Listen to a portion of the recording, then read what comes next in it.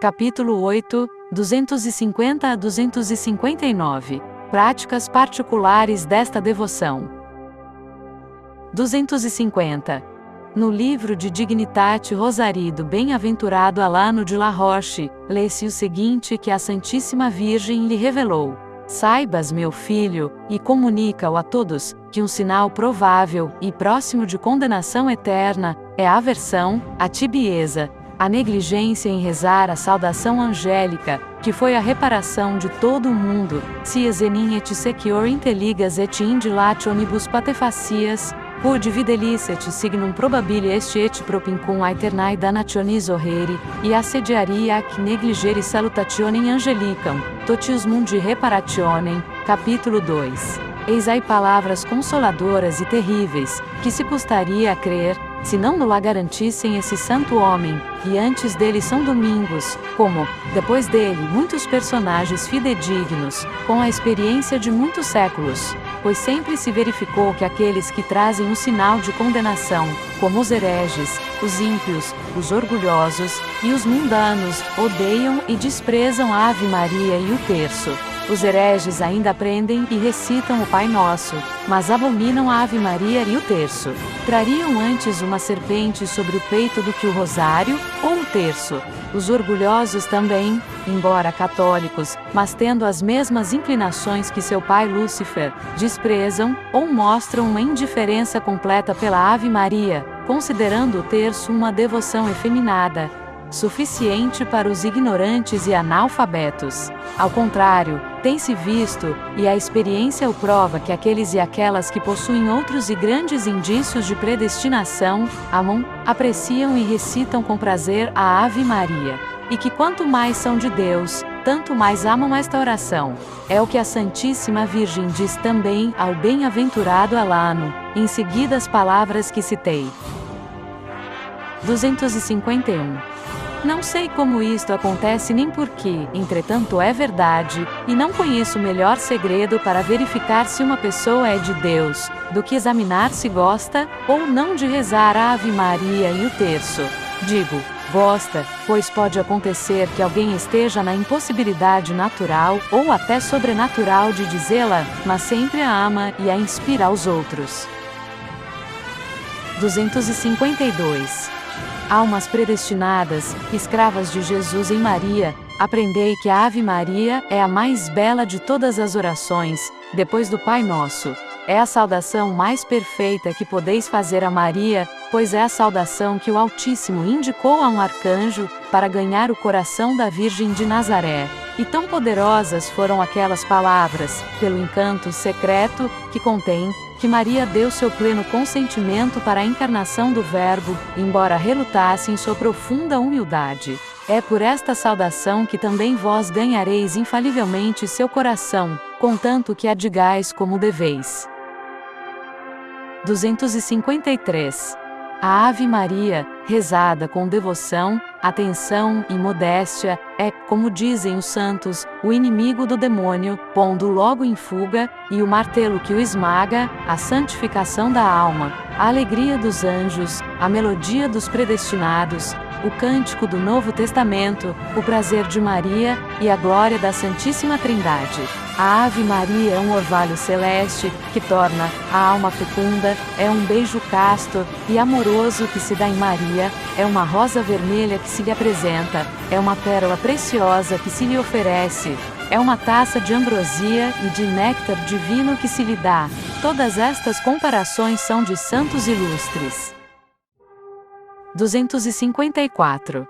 Rogo-vos instantemente, pelo amor que vos consagro em Jesus e Maria, que não vos contenteis de recitar a coroinha de Santíssima Virgem, mas também o vosso terço, e até, se houver tempo, o vosso rosário, todos os dias, e abençoareis, na hora da morte, o dia e a hora em que me acreditastes, e depois de ter semeado sob as bênçãos de Jesus e de Maria, colhereis bênçãos eternas no céu.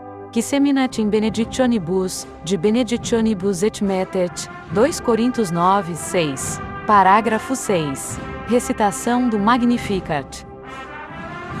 255. Sexta prática. para agradecer a Deus pelas graças que concedeu à Santíssima Virgem, dirão frequentemente o Magnificat, a exemplo da bem-aventurada Maria do Ignis e de muitos outros santos. É a única oração e a única obra composta por Maria, ou, melhor, que Jesus fez por meio dela, pois ele fala pela boca de sua Mãe Santíssima. É o maior sacrifício de louvor que Deus já recebeu na lei da graça. É, de um lado, o mais humilde e o mais reconhecido, e do outro, o mais sublime e mais elevado de todos os cânticos. Há neste cântico mistérios tão grandes e tão ocultos, que os próprios anjos ignoram. Gerson, que foi um doutor tão sábio quanto piedoso, depois de empregar grande parte de sua vida escrevendo tratados cheios de erudição e piedade sobre os mais difíceis temas, tremeu e vacilou no fim da carreira, ao empreender a explicação do Magnificat, com que tencionava coroar todas as suas obras. Num volume infolio, ele nos diz coisas admiráveis do belo e divino cântico. Entre outras, afirma que a Santíssima Virgem o recitava muitas vezes sozinha, principalmente depois da Santa Comunhão, em ação de graças. O sábio Benzônio, numa explicação do mesmo cântico, cita vários milagres operados por sua virtude, e diz que os demônios tremem e fogem quando ouvem as palavras do Magnificat. Fecit potentiam imbrachio su, dispersit superbusmente cordis sui, Lucas 1, 51. Parágrafo 7. O desprezo pelo mundo. 256. Sétima prática. Os fiéis servos de Maria devem desprezar, odiar e fugir ao mundo corrompido, e servir-se das práticas de desprezo pelo mundo, que assinalamos na primeira parte. Artigo 2. Práticas especiais e interiores para os que querem tornar-se perfeitos. 257.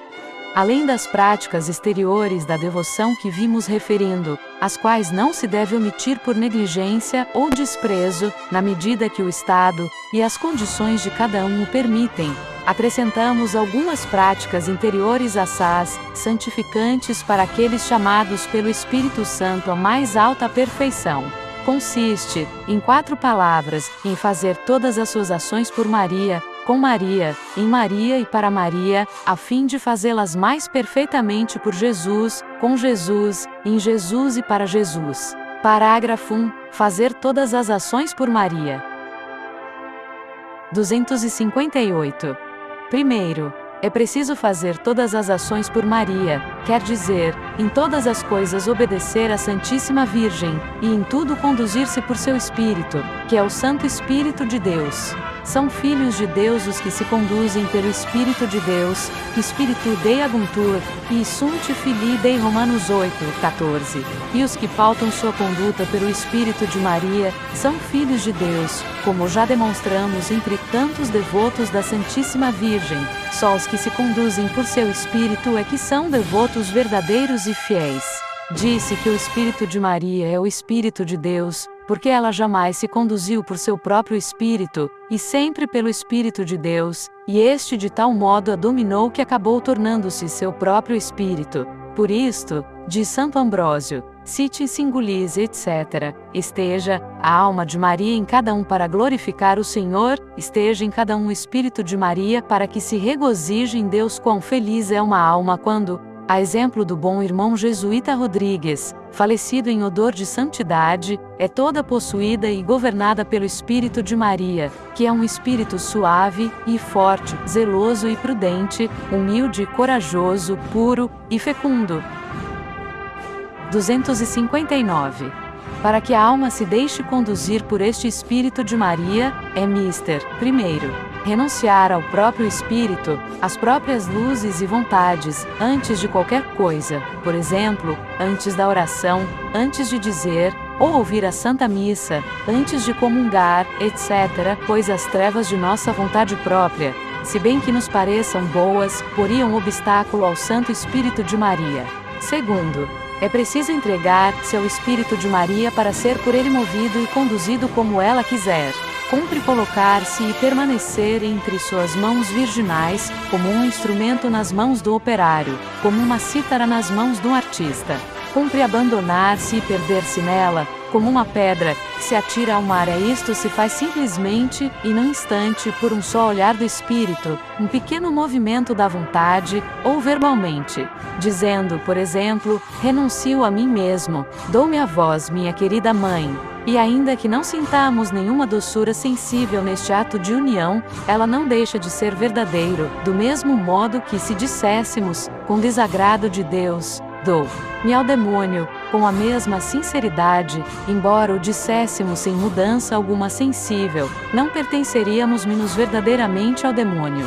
Terceiro, é preciso, de tempos em tempos, durante uma ação, ou, depois, renovar o ato de oferecimento e de união, e quanto mais o fizermos, mais cedo nos santificaremos, e mais cedo chegaremos à união com Jesus Cristo, que segue sempre necessariamente a união com Maria, pois o Espírito de Maria é o Espírito de Jesus.